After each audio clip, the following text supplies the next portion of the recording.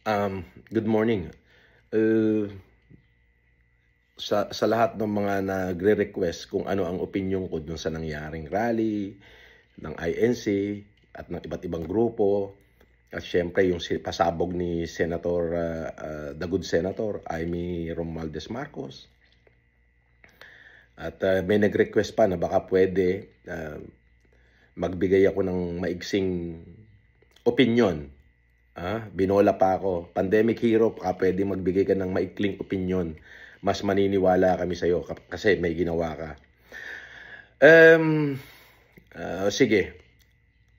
Eto na ho yung opinion ko at abangan nyo na lang ito sa aking YouTube channel, Francis Leo Marcos Official. Ipopost ko po ito. Okay. Let me get this straight. A supposed bombshell revelation of Saldico against the president. Yes. Number one, a supposed bombshell revelation of Saldico, the former congressman of Ako Bicol Party List, against the president. Okay. Number two, a 2 days instead of 3 days intensive rally from INC, GIL, and other groups. Number three, a damning allegation from presidential sister, okay, Senator Amy Romualdez Marcos, of a drug abuse and drug dependency against President and his wife, the First Lady Lisa Marcos Araneta, and of course, their son, Congressman Sandro Marcos. You know, a beginning of rumors of a coup d'etat, a call for the president's resignation.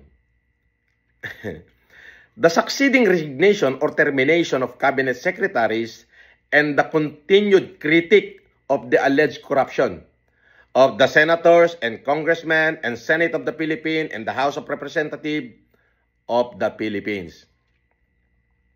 Of course, and the office of the President of the Philippines, Malacanang is still held by the President Bongbong Marcos today. Grabe, no? Sa kabila nung ginawa nilang lahat, ang namumuno pa rin sa Malacanang ay si President Bongbong Romualdez Marcos Jr. You know, this president does not seem so weak or doesn't seem to be weak. Why? That ICC incarcerated former President Rody Duterte said he is. You know, this president, you do not hear this president being quoted in media, spewing political hatred against critic and detractors. Narinig nyo ba siya? Do you ever heard that the president is spewing political hatred against his critic and detractors on the mainstream media? No. You do not hear this man defending himself against his sister. You do not hear this president making threats to others the way you heard from the previous administration. And this president, he opened a can of worms, and it's gone around everywhere, allowing for consequences wherever it would land.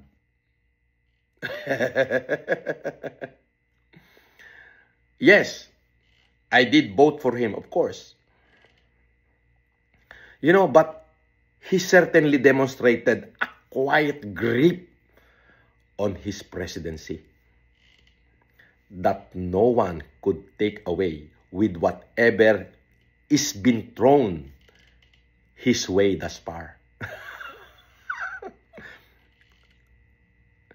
You know, yung katahimikan niya, it is his silence that is been loud enough to drown the political noise of his enemies, that seems to stop by the river of Pasig where he presides. Over 7,600 islands, depende ko high tide or low tide.